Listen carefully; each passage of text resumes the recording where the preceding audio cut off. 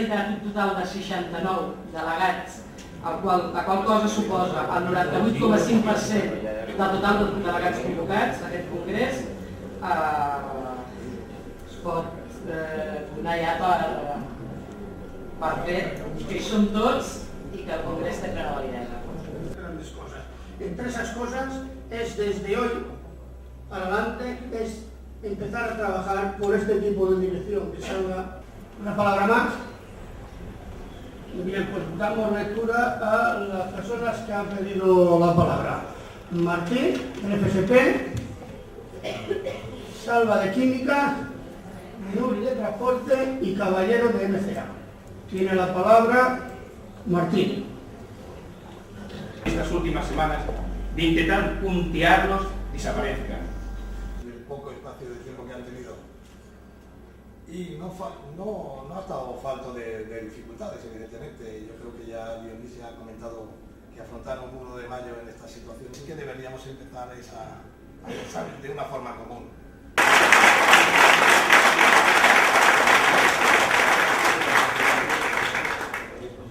Bien, compañero, también te digo que te has pasado, no ha sido tanto lo que te has pasado, porque no podría hablar de la dirección anterior.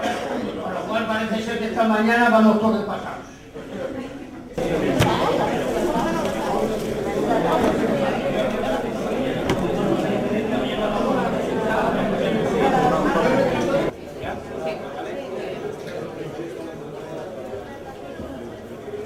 Y el primero,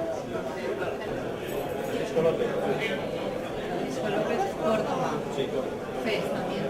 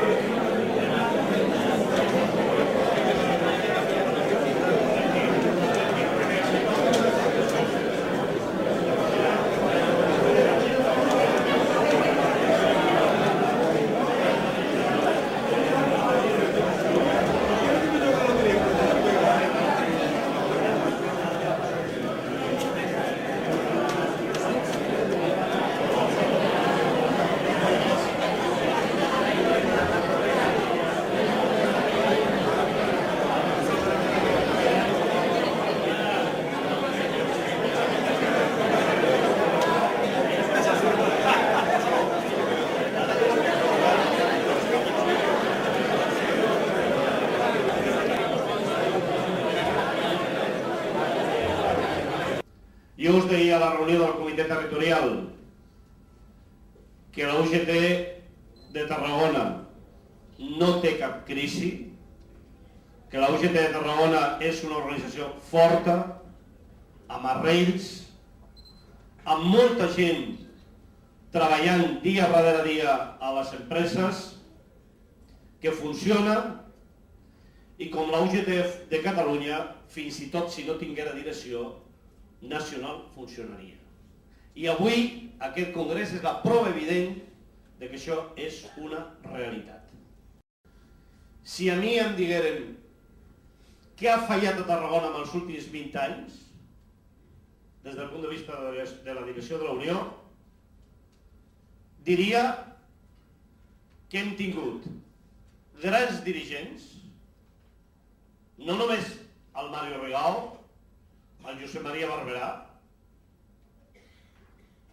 que han estat capaços de situar a la societat tarragonina, a la nostra organització, amb força, amb empenta, però que internament les ha mancat generositat per unir el sindicat.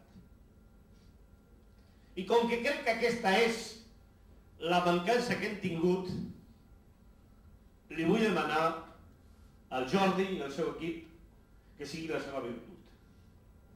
Perquè si som capaços de fer això, si som capaços de que quan un afiliat o una afiliada entri per la porta del sindicat sigui visualitzat exactament igual, sigui d'una federació, sigui d'una altra, hagi votat amb uns o hagi votat amb uns altres, o estigui d'acord amb uns o estigui d'acord amb uns altres, aquesta organització, que ja és forta, que ho ha demostrat en aquest procés, que ho demostra avui al Congrés, serà imparable. Y ahora le daría la palabra al flamante candidato Jordi Salvador. El candidato siempre me ha venido a mí.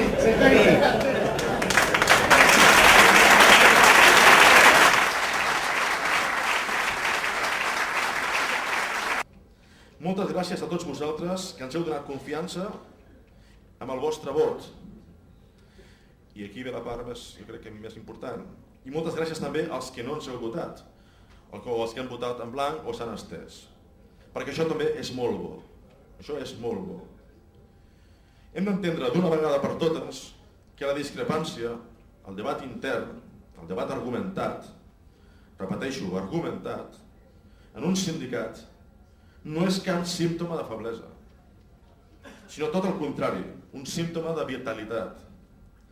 Molt malament aniríem si penséssim igual, ja ho deia el sabio, donde todos piensan igual, nadie piensa mucho.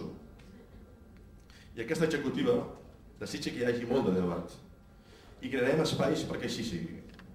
És lícit que us pregunteu quins motius m'han impulsat a presentar aquesta candidatura, perquè s'ha dit de tot durant molts dies. La resposta és ben senzilla. Soc professor, procedeixo d'una família humil i des que tinc ús de raó assumeixo els valors de l'esquerra i del catalanisme d'arrel popular. I com que ara queda molt camí per fer per construir una societat on hi hagi igualtat social i justícia, estic convençut com a professor, com a treballador i com a persona que aquest món només millorarà si ens impliquem quanta més gent millor en el marc social que ens ha tocat viure. Pertànyer a l'UGT és una molt bona manera d'implicar-se i de lluitar per aquests valors de l'esquerra. Us convido, doncs, a fer un pas endavant i a sumar per una UGT millor. Que pertànyer a l'UGT sigui per a tots nosaltres un motiu d'orgull i que pertànyer a l'UGT sigui per a tots nosaltres un motiu d'autoestima individual i col·lectiva. Gràcies i visca l'UGT.